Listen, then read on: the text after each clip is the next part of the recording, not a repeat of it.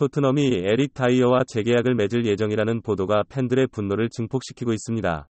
영국 이브닝 스탠다드는 한국 시간 16일 다이어가 계약 마지막 시즌에 접어들면서 새로운 3년제 계약을 논의 중이라고 보도했습니다.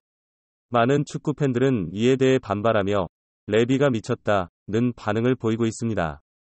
팬 커뮤니티에는 레비를 비판하는 글들이 쏟아지고 있습니다. 다이어를 내쫓아도 시원찮을 판에 1년도 아니고 3년 재계약을 받는 건 도대체 무슨 작태인지 모르겠다는 의견이 대부분입니다. 수비진에 다이어 빼면 탕간과 산체스니까 이번 여름에 어떤 센터백이 올지 모르는 상황에서 보험을 들기 위한 재계약까지는 이해하겠습니다. 그렇다면 1년제 계약을 하던가 해야지. 어떻게 3년 재계약을 할 수가 있나라며 격앙된 반응을 보이고 있는데요. 몇몇 축구 팬들은 하루빨리 다이어를 내쫓고 수비진을 재정비해 세계 최고 수준의 공격수가 수비 역할이나 하는 이놈의 선수단을 개편하고 전술을 뜯어고칠 능력 있는 감독이 와야 한다며 비판하고 있습니다. 하지만 레비는 콘테가 경질된 이후 무려 51년이 지나도록 풋볼 디렉터조차 선임하지 못하고 코치진에게 팀을 맡겨 토트넘의 리그 성적을 완전히 파내고 있는데 이런 절망적인 팬들의 심정을 하늘이 알아차린 듯 이탈리아와의 계약을 추진하고 있는 것으로 전해졌습니다.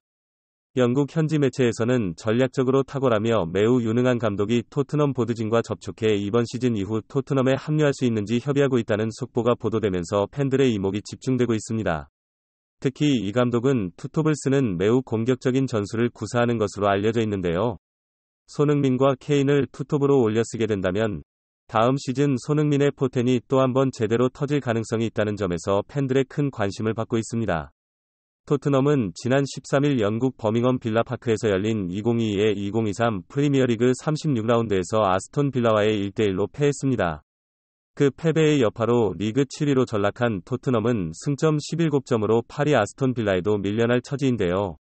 토트넘은 20일 브렌트포드와 대결하고 29일 리즈와 리그 최종전을 치릅니다. 토트넘이 남은 두 경기에서 모두 이겨도 승점 63점으로 5위 리버풀의 승점 65점에 미치지 못하기 때문에 토트넘의 5위는 이미 불가능합니다.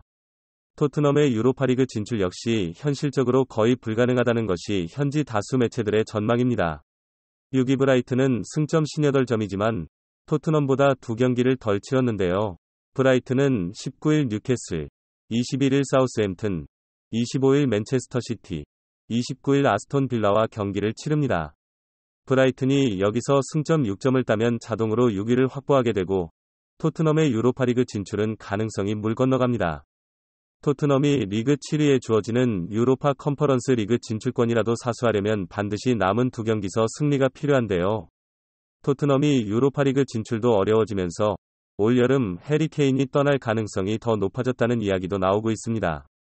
맨체스터 이브닝 뉴스는 토트넘 팬들이 20일 브렌트포드전이 케인이 홈에서 뛰는 마지막 경기가 되지 않을까 걱정하고 있다고 보도했습니다.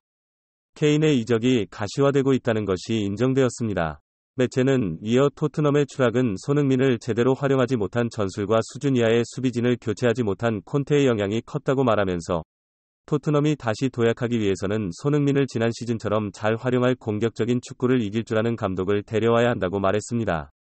이탈리아 매체 FC 인테리어 뉴스는 최근 토트넘이 새로운 사령탑 선임을 진행 중인 가운데 최근 인자기 감독에게 관심을 보이고 있다는 소식을 전했습니다. 이미 협상을 위해 에이전트와 접촉하면서 문의한 것으로 알려졌으며 후보 리스트에 올려놨다고 합니다. 현지 보도를 종합해보면 토트넘은 인자기 감독이 지난 시즌 인터밀란에 부임하자마자 코파 이탈리아와 스페르코파 이탈리아 우승을 차지한 데다 이번 시즌은 유럽 축구연맹 챔피언스리그 결승에 진출해 있는 만큼 매체들은 그의 지도력을 높이 평가하고 있는데요. 특히 콘테 감독과 마찬가지로 백스리를 기반으로 전술을 운영하는 점에서도 잘 맞는 측면이 있다고 판단한 모양새입니다.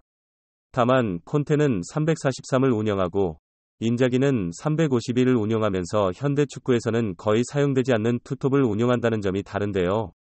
많은 축구 전문가들은 인자기가 토트넘에 부임한다면 투톱 시스템을 가동하고 중앙에 5명의 미드필더를 세우는 방식의 전술을 운용한다는 소리입니다. 손흥민과 케인을 매우 잘 활용할 것이라고 전망하고 있습니다. 인자기는 현대 축구에서는 이제 잘 쓰지 않는 투톱 시스템을 쓰는데 이 시스템을 자기만의 방법으로 재해석해 아주 복잡한 전술적 축구를 지향하는 이탈리아에서도 호평을 받고 있다고 합니다.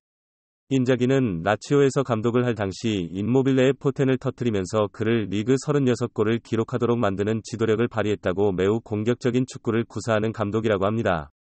인자기 감독이 계약 마지막 해에 접어들면서 떠날 가능성이 있는 데다 최근에는 인터밀란 팬들이 챔피언스리그 성적과는 별개로 이탈리아 세리에에서 부진한 것을 이유로 원성과 불만이 큰 것을 노려 설득에 나설 전망이라고 합니다.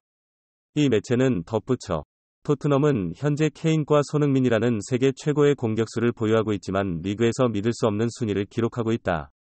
특히 토트넘은 공격진에 비해 수비진에 토트넘은 수준이 현저히 떨어지는 기형적인 팀으로 거의 모든 공격수가 불안한 수비진을 경기 내내 돕느라 공격을 거의 하지 못하는 상황에 처해 있습니다. 이는 전임 감독인 콘테가 수비진 보강을 전혀 하지 않아